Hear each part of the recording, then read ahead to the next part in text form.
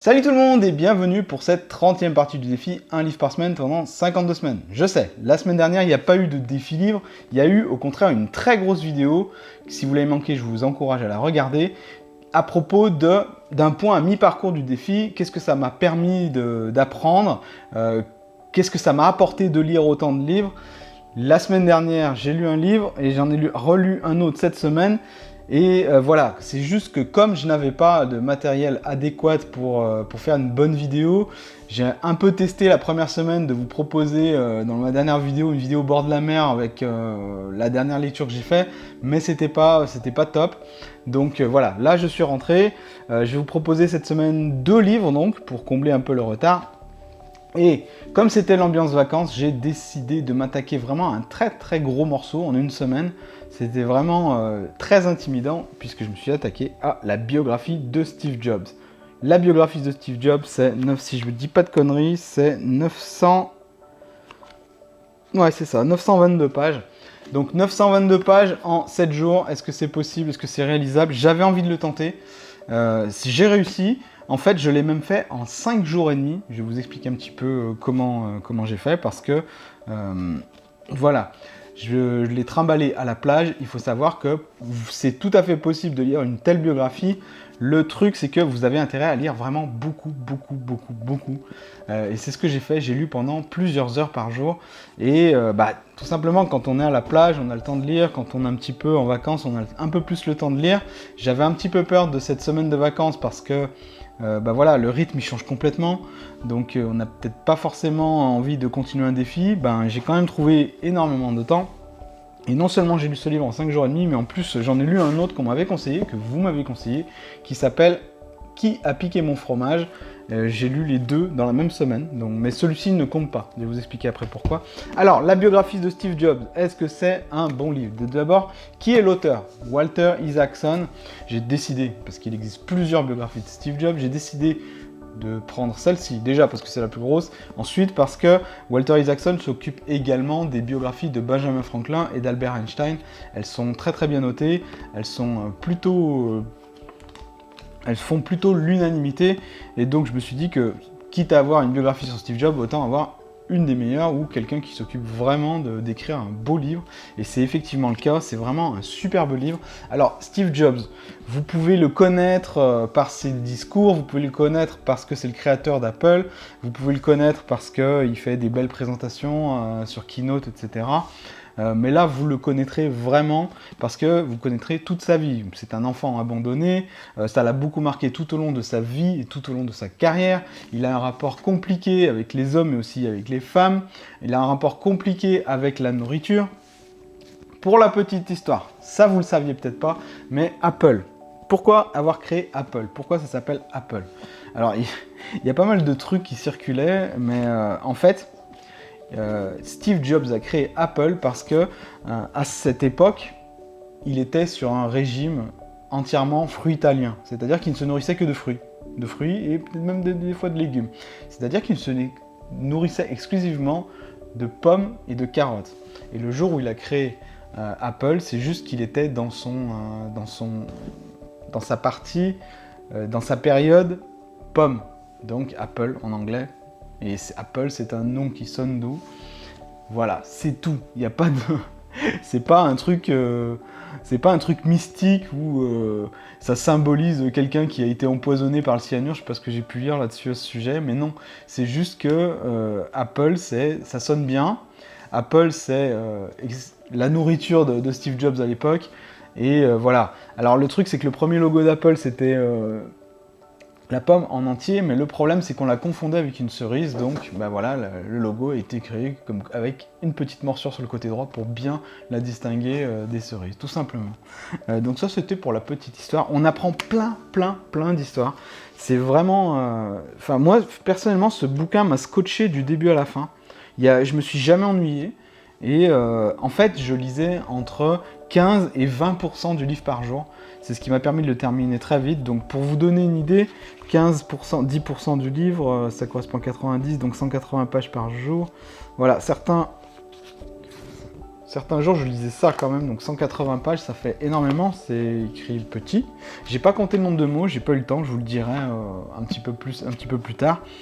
On apprend également comment il a créé Apple, donc comment il s'est fait virer d'Apple en 85, comment il a créé une autre société informatique qui marchait très très bien, mais qui marchait pas du tout alors qu'il faisait de très très bons produits.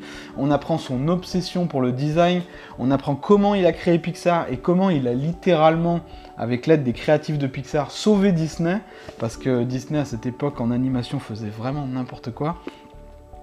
C'est vraiment l'histoire d'un génie, mais également de quelqu'un de très manipulateur et de très difficile à vivre, paranoïaque,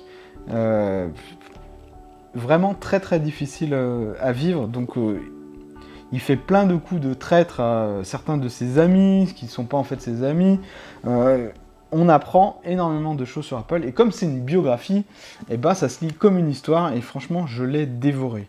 Voilà, personne ne me l'avait conseillé parmi vous dans les commentaires, c'est juste que j'ai quand même décidé de le lire pour le défi, donc, et parce que j'avais envie d'en savoir plus sur le personnage.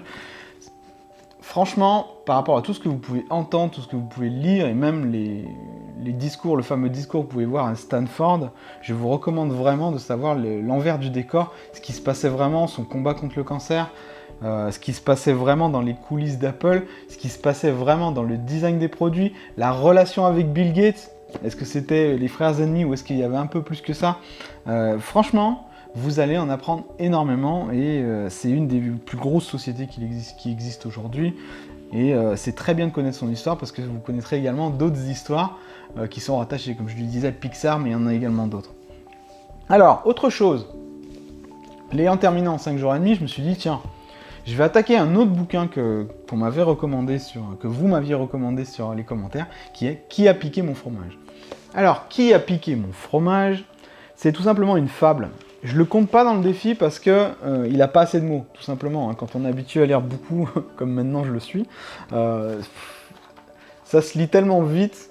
Je sais pas si on voit bien, mais très régulièrement, vous voyez, il y a des petites citations sur des bouts de fromage. Je l'ai lu en 1h30, 2h. Donc et encore, j'ai pris mon temps. C'est une fable. Qui a piqué mon fromage? C'est une fable qui raconte l'histoire de 4 souris. Et ces 4 souris ont des rapports différents avec le changement. Elles sont habituées tous les jours à chercher dans leur labyrinthe des bouts de fromage. 2 d'entre elles y arrivent parce qu'elles n'ont pas peur de se lancer dans l'aventure, même si elles font plein d'erreurs. Les 2 autres sont beaucoup plus réfléchies. Les 2 autres s'appellent Baluchon et la dernière s'appelle Poltron, je crois. Et le truc, c'est que ces 2 dernières, à un moment, elles trouvent un gros tas de fromage et du coup, elles se disent, bah ça y est, c'est la belle vie, on va pouvoir s'installer là ad vitam aeternam. Évidemment, c'est pas ce qui se passe. Au bout d'un moment, le tas de fromage s'amenuise et un beau matin, il n'y en a plus du tout. Les 2 premières souris, celles qui fonctionnent à l'instinct, sont déjà reparties dans le labyrinthe en train de galérer pour trouver d'autres fromages. Mais Poltron et Baluchon, c'est pas vraiment ce qui se passe. Poltron n'a pas du tout envie de partir. Donc c'est une fable sur le changement. Est-ce qu'il faut avoir peur du changement? Est-ce qu'il ne faut pas avoir peur du changement? Comment aborder le changement? Je vous lis un peu derrière. La vie est un labyrinthe et ce serait tellement plus simple si nous en avions la carte. S'il suffisait de suivre le train-train quotidien, mais non, tout bouge, tout évolue en amour, en famille, en travail, en société, alors adaptons-nous. Donc c'est une parabole pour le changement et pour comment s'adapter au changement. Il y a plusieurs façons de s'adapter au changement. La métaphore des souris qui cherchent le fromage, ça en est une. Et ma foi, c'est un très très bon livre. Quand je l'ai refermé, je me suis quand même dit que pour le développement personnel, c'était vraiment bien. C'était vraiment quelque chose qu'il fallait garder en arrière-plan parce que voilà, c'est tout simple, franchement. Et encore, la 3e partie, vous n'êtes même pas obligé de la lire parce que c'est des étudiants qui viennent de se lire la fable et qui débattent entre eux. Donc, en 1 heure, vous pouvez vraiment faire le tour. Je vous le recommande vraiment si vous avez très peu de notions de développement personnel ou si vous voulez vous lancer dans la lecture d'un livre facile. Ça peut vous mettre le pied à l'étrier pour un défi. Moi, personnellement, je le compte pas parce qu'il n'est pas assez gros, voilà, tout simplement. Donc, je ne me voyais pas lire ça en 1 semaine. Voilà. Donc, à partir de maintenant, on reprend les vidéos. Peut-être pas une par jour, mais plusieurs par semaine, on verra un petit peu. Je vais reprendre un petit peu le contrôle de la chaîne, je vais un petit peu reprendre mes esprits et tout, tourner d'autres vidéos, on va continuer également les drapeaux, etc. Mais voilà, dans la semaine, je vais également publier l'autre livre, celui que j'ai lu cette semaine, et qui s'appelle Agent secret, qui raconte un petit peu... c'est un espion français qui raconte son quotidien. C'est vraiment, encore une fois, un très bon livre. Je vous en parlerai la semaine prochaine. Voilà, je vous dis à bientôt pour la prochaine vidéo. Salut! Attends, on refait, c'est nul. Chaque jour, je vais vous faire ça, il y a c'est nul ce que je dis.